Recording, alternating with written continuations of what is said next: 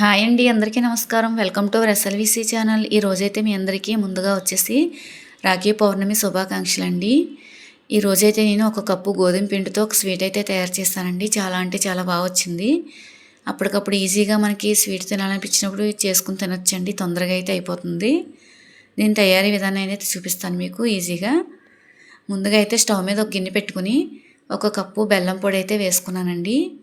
అదే కప్పుతో 2 కప్పుల వరకు నీళ్లు కూడా వేసుకునండి. మనం గరిటెతో ఒకసారి తిప్పుకొని బెల్లం కరిగేంత వరకు కరిగించుకుంటే సరిపోతుందండి.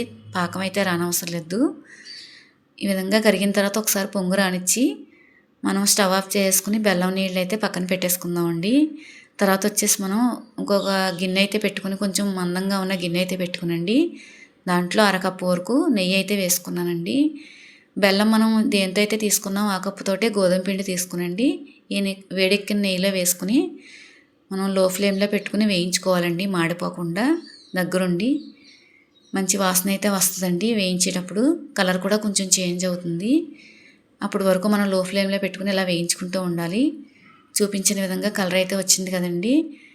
ఇప్పుడు మనం ఈ విధంగా వచ్చిన దాంట్లోకి ముందుగా మనం బెల్లం నీళ్ళు అయితే రెడీ చేసుకున్నాం కదండి, వాటిని అయితే కొద్దిగా వేసుకునండి ఒకసారి కలుపుకుందాము.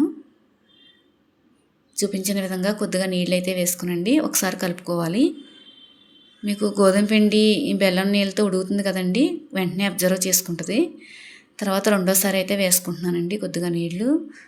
ఇప్పుడు కూడా వేసుకున్న తర్వాత ఒకసారి మళ్ళీ కలుపుకోవాలి చూపించిన విధంగా. లో ఫ్లేమ్లో పెట్టుకునే చేసుకోవాలండి, హైలో అయితే పెట్టకూడదండి. ఈ విధంగా కలుపుకున్న తర్వాత మూడోసారి కూడా వేసుకుందామండి. కొంచెం మిగతా నీళ్ళు కూడా బెల్లం నీళ్ళు వేసేసుకుని మొత్తం అంతా ఉడికించుకుంటే మనకి స్వీట్ అయితే రెడీ అయిపోతుందండి. ఈ నీళ్ళు కూడా వేసుకుని మొత్తం అంతా టైట్ అయ్యేంత వరకు మనం తిప్పుకుంటూ ఉండాలి, ఉండలు లేకుండా. చూపించిన విధంగా ఒకసారి కలిపేసుకుని చాలా అంటే చాలా బాగుంటుందండి. అప్పటికప్పుడు ఈజీగా చేసుకోవచ్చు స్వీట్ అయితే. పిల్లలు ఎప్పుడన్నా అడిగినప్పుడు అప్పటికప్పుడు చేసి పెట్టచ్చు కూడా. కొంచెం యాలకుల పొడి వేసుకున్నానండి. వేసుకున్నా వేసుకోకపోయినా పర్వాలేదు, కొంచెం వేసాను నేను. ఇది వచ్చేసి మీకు ఇలాగా గిన్నె నుంచి సెపరేట్ అయిపోతుంది కదండి. మనం దగ్గరుండి కొంచెం సేపు లో ఫ్లేమ్లో కొంచెం టైట్ అయ్యేంత వరకు తిప్పుకుంటూ ఉండాలి. ఈ విధంగా మనకి చేతితో తీసుకుని కొంచెం ఇలా ఉండ చుడితే ఉండ అవుతుంది అనిపిస్తే కనుక మనం స్టవ్ ఆఫ్ చేసుకోవచ్చు. మనం దీన్ని అంతటిని ఒక గిన్నెలో అయితే వేసుకుంటానండి నేను. అచ్చు కింద ఒక గిన్నెకి నెయ్యి రాసుకుని ఇది తీసుకెళ్ళి దాంట్లో వేసుకునండి. మనం సమానంగా చేసుకుంటే మనకి చిన్న అచ్చులాగా అయితే వస్తుంది. అప్పుడు పీసెస్ కింద కట్ చేసుకోవచ్చు. నేనైతే ఒక గిన్నెకి నెయ్యి రాసుకుని దాంట్లో జీడిపప్పు పలుకులు అయితే వేసుకున్నాను. కొద్దిగా వేసుకోకపోయినా పర్వాలేదండి.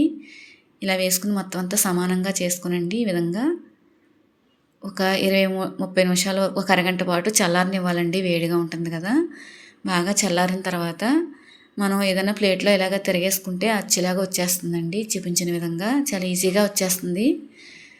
ఇప్పుడు మనం ఎలా కావాలంటే అలా కట్ చేసుకోవచ్చండి. మీకు చూపించడం కోసం చిన్నగా పీస్ అయితే తీస్తున్నాను ఇలా కట్ చేసి. చాలా అంటే చాలా బాగా వచ్చిందండి స్వీట్ అయితే. అప్పటికప్పుడు ఈజీగా చేసుకోవచ్చు. మా వీడియో నచ్చింది అనుకుంటున్నానండి మీకు. థ్యాంక్ యూ అండి.